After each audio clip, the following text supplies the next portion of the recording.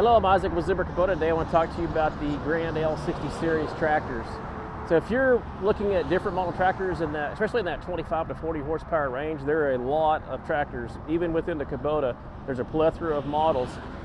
The easiest way to hone in on what size tractor you need is decide what you are actually doing with the tractor. Not the horsepower, but the frame size and loader lift capacity.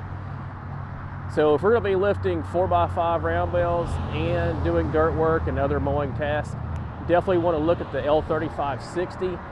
This tractor, we have the heavy duty loader option, which will lift a 4x5 round bale. If you think that you're going to be in the 45 to 60 horsepower range, not only will you be able to lift a 4x5 round bale, you need to decide if you want the luxury features the Grand L has to provide. Some of these features include the auto throttle, stall guard, tilt steering, which I'm going to get into and go over these with you. However, if you feel like you want to lift a 4x6 or even a 5x5 round bale, the Grand L series tractor is not big enough for you. If you want to lift a 4x6, you definitely need to be looking at our M-series tractor. Some of the changes on these tractors, 2003 dealer meeting, Salt Lake City, we came out with the 30 series. We got to see the 3-range hydrostat, but we also seen some changes to the machine, including the hood. They moved to a different style radiator screen, a lot easier to get to everything. Some of the same changes we see on the 60 series came from our 40 series. That was about 5 years after the 30 series came out. But I want to kind of go over that stuff with you and give you an idea of how all that works. So the Grand L series feature a tandem hydraulic pump. This tandem hydraulic pump basically separates the hydraulic flow from your power steering and your loader 3-point hydrostatic transmission. It's going to give you a lot more efficiency. It's going to make that tractor feel like it's got a lot more horsepower. We've got two different frame sizes, the 35 horsepower and the L3560 and L4060 both use a smaller frame. However, the 3560 is a 3-cylinder engine. The 4060 all the way up through the L60 series uses the 4-cylinder engine. Our 47 horsepower, which I have right here, is the larger frame. So the 47 horsepower through the 60 horsepower all use the larger frame, and the loader is going to be a little bit larger on it as well. As you can see, I've got the hood opened on this one. The entire low pressure system, the fuel filter, the pump, and the separator, easy to get to. Oil filter, dipstick. Now moving to this full open face hood on the 60 series, the maintenance is a lot easier. Going back to the late 90s, 98 to 2001, I worked in the rental department. I remember the 3-piece hood, the front portion, you had to pull it off separately. You had these large side panels on each side that had to pull off. It was kind of cumbersome. In 2002, we moved to the 30 series. The hood would open up from the top, but we still had to pull a panel off the side. We still have to pull side panels off this one as well. The 40 series came out around 2007, was the same as the 30 series as far as the hood system goes. The difference, the 40 series was actually the 6-range hydrostat, which we'll get into, which is the same thing we have now on this tractor. Now, talking about hood design change, by going to this open face hood, we're able to have a different radiator screen. We have a metal screen that comes out the side. We're on the 10 series. We had a cloth screen. I remember these because I had these in our rental fleet. It's pretty cumbersome to get that out. So not only do we have a metal screen on the radiator, we also have a metal screen on the condenser. Ease of access as far as the maintenance. As you can see, I can get to the air cleaner. I can get to the fan belt tension. I can get to the starter, alternator. There's a panel on the bottom here. You really don't need to pull that panel off because you can really access everything that you need. On the steering axle, we've got grease zerks on the left and right side. We also have grease zerks on the pillar blocks, just some things that have changed over the years. The fuel tank on this machine. The fuel tank, instead of being on the hood like our L02 series, is down here at the bottom. Much easier to access to put the fuel in the machine. It's also going to be better so you don't have to worry about spilling fuel on your hood of your tractor. This is the hydrostat pedal. I call it the robo step, and the reason is because it actually has a potentiometer on the hydrostat pedal. So if you're at high range and you have the loader down and you have the bucket down and you're at idle and you press the HST pedal all the way down, it's going to counteract your input. It basically changes the angle of the swash plate in the hydrostat. By doing that, it changes the flow, the output, so that your engine is able to have full RPMs and the transmission can only get however much load it can handle at that time. Another feature on the steering wheel is the auto hydrostat dual speed. By pressing this lever, if you're in a situation where you don't have time to change range, let's say you have a curb that you want to get over, you push that lever and now you have 40% reduction in gearing. So that takes this 3-range hydrostat and splits it into a 6-range hydrostat. The engine on this machine is also a common rail engine. So the 60 series came out with this in 2012. We've had this for a long time. It's a very durable engine, get really good fuel economy. But part of the emissions getting the DPF system, we had to move to electronic fuel system. That is the main difference between the 40 series and the 60 series is the engine and the hood. Now as we go to the back of the tractor, something I want to point out. In 2002, we came out with the 30 series. We moved to the 2 3-point lift cylinders on the back.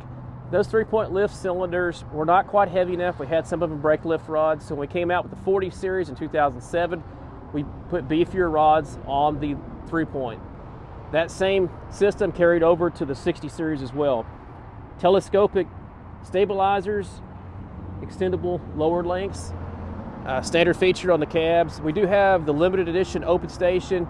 You can add that to it. All of the premium models come with the telescoping on both ends.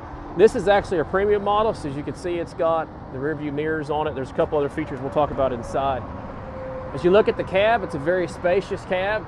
A lot of air conditioning vents, recirculating. You can electronically change that by pushing a button on the AC unit. Seat is pretty impressive on this tractor. You can actually turn the seat side to side. That's going to take the angle out of your neck if you're checking on your implements. It has a lot of travel up and down.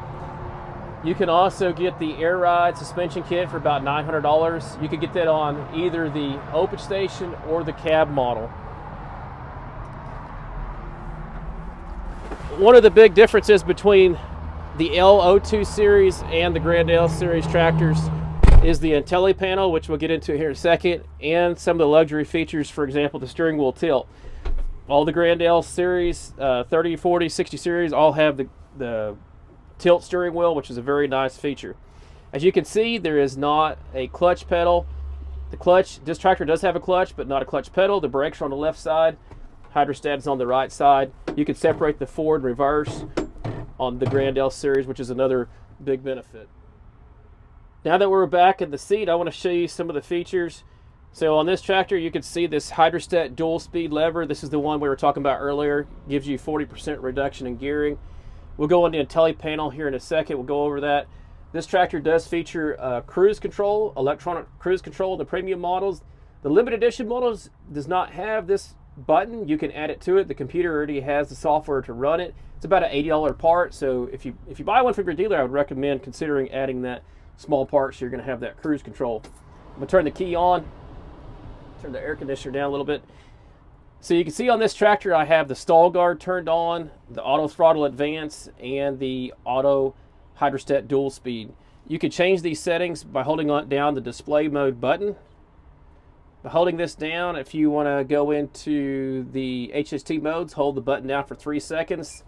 That's going to open up the selections. Tap them off, tap them again.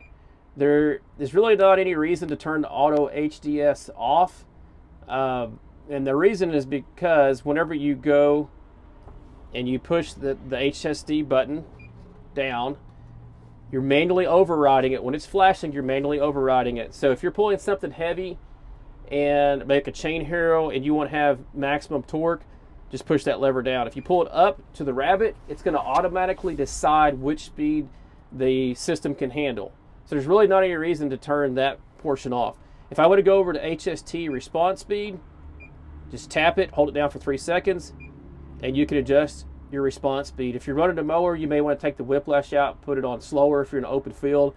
If you're doing loader work in close quarters, you're going to want it in the middle or fast. That way your reaction time is very quick, so you don't continue going the direction you do not want to be. Throttle up position. A lot of times at the dealer meetings when we've seen the Grand L60 tractors, we would have a dirt pile with the competition and this Kubota tractor. And as you can see on this loader joystick, there's a button on the back side. If you press this button, you can actually program on this panel how many RPMs that you want this button to be at. So if I push the button while I'm going into a dirt pile and I have it set at 2,600 RPMs, the tractor was at idle, it's going to pull those RPMs up to 2,600. It's going to spool up those tandem pumps. That's going to give me more loader lift capacity and a faster cycle time. That's going to be a significant advantage over the competition. If you want to manually set your throttle, you have your manual throttle set. Positive zone 3-point, it does have a slider if you want to adjust your height for something like a brush cutter. It's going to help keep the skids from the ground. This is a cab model, so I can turn the lights on or off. So if you're undecided between the L02 series or competition and the Grand L60 series, I would definitely consider doing a test drive of these tractors to feel this transmission for yourself. It's unlike any other hydrostat that I've driven, especially compared to the L02 series. Probably the biggest thing to consider is what are you doing with the tractor? Are you going to be doing round bales, a 4x5 round bale? If you are, you're not going to be able to use the L02 series in that 39 horsepower and below. You'll definitely want the higher lift capacity L3560 or L4060 tractor. If you are wanting to undecided between the MX tractor or the larger Grand L60 series, I would highly recommend you look at the features. This has a nicer seat, tilt steering wheel, cruise control. There's a lot of features that you don't want to miss on this tractor. Once again, this is Isaac with Zimmer Kubota. Be sure to check us out on the web at zimmerkubota.com or call us at 940-382-1564.